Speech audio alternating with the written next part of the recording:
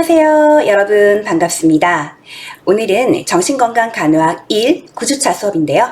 이번 주에도 이어서 플립러닝 사전학습을 시작해볼까요? 스트레스와 간호 첫 번째 시간입니다. 우선 스트레스의 정의에 대해서 살펴볼까요? 여러분은 어떨 때 스트레스를 받으시나요? 저는 하고자 하는 일이 어긋나서 뜻대로 진행되지 않을 때, 다른 사람들과 갈등이 있을 때, 혹은 몸이 아플 때, 이럴 때 스트레스를 느끼곤 합니다. 스트레스 없이 세상을 살아가는 사람은 아무도 없다라고 단언할 수 있겠는데요. 그렇다면 스트레스란 무엇일까요? 만일 여러분이 이 그림처럼 등산 중에 길을 잃고 헤매다가 숲속에서 곰을 만났다면, 혹은 호랑이를 만났다면 어떤 기분이 들까요? 온몸이 떨리고 머리카락이 쭈뼛쭈뼛 서고 식은땀이 막 흐르겠죠?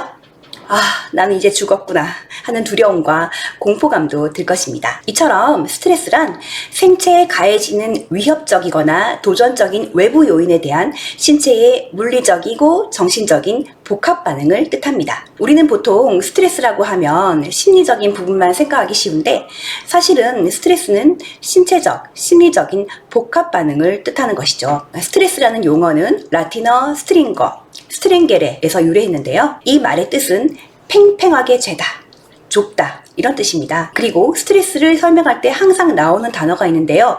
바로 스트레스 원입니다. 이것은 스트레스의 원이 되는 자극을 뜻하는 것으로서 스트레스를 일으키는 사건이나 신체적, 정서적, 사회적, 영적인 모든 자극을 말합니다. 스트레스에는 긍정적 스트레스, 즉 유스트레스, 그리고 부정적 스트레스, 디스트레스로 구분할 수 있는데요. 이 말은 모든 스트레스가 반드시 나쁜 것만은 아니고 어떤 스트레스는 오히려 나에게 도움을 줄 수도 있다는 뜻이겠죠. 내가 감당할 수 있을 정도의 외적, 내적 자극을 받으면 긴장하고 다양한 호르몬을 분비하여 적절히 반응하면서 응급 상황을 이겨내는 데 도움이 되고, 그 이상의 자극은 건강에 부정적인 영향을 미치게 됩니다. 그렇다면 스트레스의 학자들이 설명한 정의를 한번 살펴볼까요? 캐논은 스트레스를 추위와 산소 부족, 저혈당 등의 조건에서 생기는 항상성 유지의 장애라고 정의하였고, 셀리에는 내외적 환경으로부터 생명 유지에 필요한 균형을 유지하려는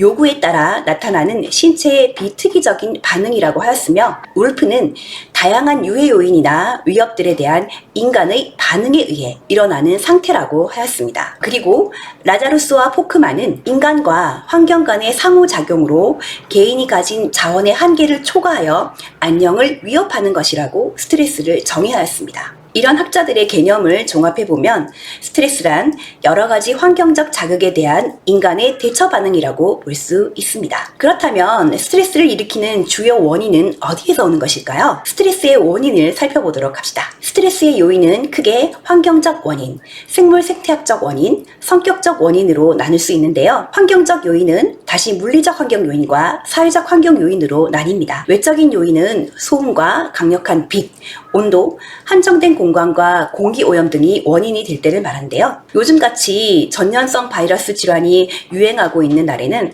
밖에 나가기가 꺼려지고 건강에 위협을 받기 때문에 스트레스를 받기도 하는데요.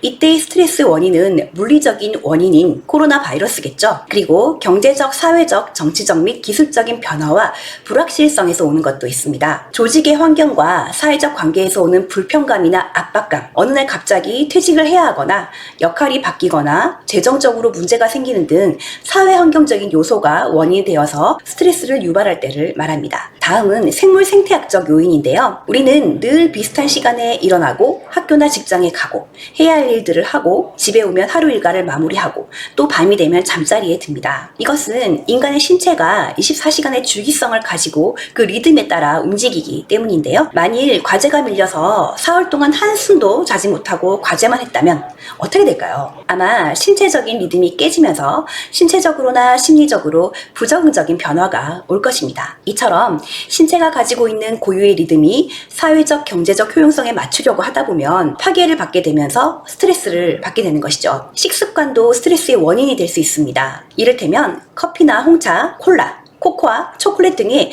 카페인이 함유된 음식을 먹게 되면 신진대사가 증가해서 각성 상태 및 활동량이 증가하게 됩니다. 비타민은 스트레스 시 신경계와 내분비계가 원활하게 기능하는 데 필요한 영양소인데요. 특히 비타민 B 복합체는 스트레스 반응에 중요합니다. 비타민 B 복합체를 고갈시키는 식품 성분은 설탕과 염분 등인데요. 이를 과다하게 섭취할 경우 스트레스 반응의 가장 흔한 징후로서 혈압이 상승하게 됩니다. 흡연 또한 스트레스 반응을 야기합니다. 다음은 성격적 요인입니다. 똑같은 상황인데도 어떤 사람은 그냥 넘어가기도 하고 또 어떤 사람은 극도의 스트레스를 받기도 하는데요. 왜 그럴까요? 똑같은 상황이라도 어떤 사람은 지금은 힘들지만 나는 잘 이겨나갈 수 있고 시간이 지나면 괜찮아질 거야 이렇게 생각하는 사람은요 스트레스를 아무래도 덜 받게 되겠죠. 반면 나 안 돼, 어쩔 수 없어, 죽어버리고 싶어 라고 생각한다면 극도의 스트레스를 느낄 것입니다. 즉 자신이 어떤 상황을 통제할 수 있다라고 지각하는 정도가 크면 클수록 스트레스에 대한 반응이 약해지는 것인데요. 이처럼 긍정적인 자아 개념을 가진 사람들은 스트레스를 덜 받을 것이고 부정적인 자아 개념을 가진 사람들은 스트레스와 관련된 질병까지 얻을 수 있습니다. 이처럼 스트레스는 환경적인 요인도 있지만 개인의 성격적인 특성도 주요 원인일 수 있습니다. 학자들은 보통 스트레스를 많이 받는 유형의 성격을 A형 성격이라고 정의했습니다. 물론 여기서 A형은 혈액형 A형을 말하는 것은 아니고요. A형은 보통 완벽주의자, 성취욕이 강한 사람 등이 여기 속하고요. 사회에서 성공한 사람들이 많습니다. 이러한 사람들은 목표와 이상이 높고 거기에 도달하지 못하면 불안하고 예민한 반응을 보이게 됩니다. 보통 A형 유형처럼 스트레스 반응에 지나치게 민감하고 문제를 가장 최악의 상태에서 항상 극단적으로 지각하는 사람들을 불안 반응성 성격이라고 합니다. 자, 이번에는 스트레스 이론 몇 가지를 살펴봅시다. 스트레스 이론 중 중요한 내용들을 간략하게 정리해 놓은 표가 있는데요. 학자에 따라 어떠한 개념을 제시했는지 알아놓으면 좋을 것 같습니다. 그러면 구체적으로 각 학자들에 따른 스트레스 이론을 살펴볼까요? 첫 번째로 캐논의 항상성 이론입니다. 캐논은 항상성의 개념을 처음 사용하였고 스트레스가 질병의 원인임을 밝혀낸 생리학자입니다. 앞에 그 고음 그림에서도 나왔지만 여러분이 밤에 골목길을 걷는데 뒤에서 시커먼 그림자가 따라온다고 상상을 해보세요. 이때 여러분의 반응은 어떨까요? 따라오는 그림자가 어떤 사람인지 모르기 때문에 두려움으로 온몸이 긴장을 할 것이고 호흡이 가빠질 것이고 혈압이 올라갈 것이고 식은땀이 막 흐를 거예요. 이러한 반응은 왜 나타나는 것일까요? 호랑이 굴에 잡혀가도 정신만 바짝 차리면 살 수 있다라는 말이 있듯이 이 위기 상황에서 벗어나기 위해 신체가 반응하는 것입니다. 이 신체 반응이 알람이 되어서 이 시간 이후로 도망갈 것이냐 싸울 것이냐를 결정하게 되는 것이죠. 이것을 투쟁 또는 도피 반응, fight or flight response라고 합니다. 즉 캐논은 스트레스란 추위와 산소 부족, 저혈당 등의 조건 하에서 생기는 항상성 장애라고 정의하면서 위험에 대한 생화학적 반응인 투쟁 도피 반응을 설명하였습니다. 다음은 셀리에의 적응 이론입니다. 셀리에는 헝가리 출신의 의사로서 스트레스를 체계적으로 연구하고 이론화하여 학문적으로 집대성한 학자로서 스트레스의 아버지라고 불리웁니다. 셀리에는 스트레스란 생체 내에서 비특이적으로 유발되는 모든 변화들로 구성된 증후군으로 정의하였으며 스트레스를 단일 변화가 아닌 증후군으로 표현하였습니다. 스트레스 반응을 일반적 증후군이라고 불렀으며 이를 3단계로 나누었습니다. 우선 1단계 경고기입니다. 여기에서는 스트레스 원에 노출되었을 때 경고 반응이 일어나는 단계로 투쟁 도피 반응이 나타납니다. 즉 교감신경계가 활성화되어서 혈압과 심박동수, 호흡이 상승되고 동공이 확대되며 복통과 설사 등의 증상이 나타납니다. 이 단계는 저항기인데요. 이 단계는 대상자가 스트레스 요인에 적응하기 위해 노력하는 단계입니다. 부신피질 호르몬의 분비가 증가하며 방어력이 총동원되면서 스트레스 범위를 최소화 혹은 국소화시키기 위해서 노력하게 되고 적응력이나 저항력을 높임으로써 스트레스에 적응하거나 저항하게 됩니다. 마지막으로 3단계는 소모기 또는 소진기인데요. 강하고 지속적인 스트레스원으로 인해 신체가 한계에 달하고 적응 에너지가 모두 고갈된 상태입니다. 뇌하수체와 부신피질 호르몬의 분비가 중단되고 경고 반응 단계의 증상이 다시 나타나게 됩니다. 두통, 정신장애, 관상동맥 질환, 고혈압 등 여러 가지 증상이 다시 발생하고 심한 경우 사망에 이르게 됩니다. 다음은 라자루스와 포크만의 인지적 평가 이론입니다. 라자루스와 포크만은 환경과 상호작용에 대한 개인의 신념 체계로부터 스트레스가 시작된다라고 하는데요. 이 말은 모든 자극이 모든 사람에게 똑같이 스트레스원이 되는 것은 아니라는 말입니다. 내가 스트레스로 인지하면 스트레스인 것이고 아니라고 생각하면 스트레스가 아닌 것이죠. 그래서 라자루스와 포크만은 스트레스를 평가하는데 인지적인 요소가 매우 중요하다고 하였으며 어떻게 대처하느냐에 따라서 달라질 수 있다라고 하였습니다. 이때 환경 및 개인의 자원을 능가하는 내적 요구와 갈등을 조절하기 위한 행위적, 정신내적 노력, 불일치 간의 간격을 줄이기 위한 노력을 대처라고 합니다. 그림에서 보듯이 자원에 비해 요구가 지나치게 많으면 스트레스가 많은 상태로 문제가 초래될 수 있고요. 대처 요구에 비해서 대처 자원이 지나치게 많으면 스트레스가 없어서 지루하게 느낄 것이며 대처 요구와 대처 자원 간의 균형을 이룰 때 적당한 스트레스를 느끼거나 스트레스를 느끼지 못한다라고 설명하였습니다. 즉, 스트레스를 느끼지 못한다라는 것은 스트레스가 없다는 것이 아니라 스트레스와 대처 능력이 평행을 이룬다는 것이죠. 라자루스와 포크만은 인지적 평가와 대처의 개념 역시 제시하였는데요. 자극을 받았을 때 그것을 스트레스로 인지할 것인가 아닌가를 평가하는 인지적인 과정이 3단계로 나뉜다라고 하였습니다. 우선 1차적 평가에는 무엇이 문제인가? 이 스트레스원은 나와 관련이 있는가? 긍정적인 것인가? 스트레스인가?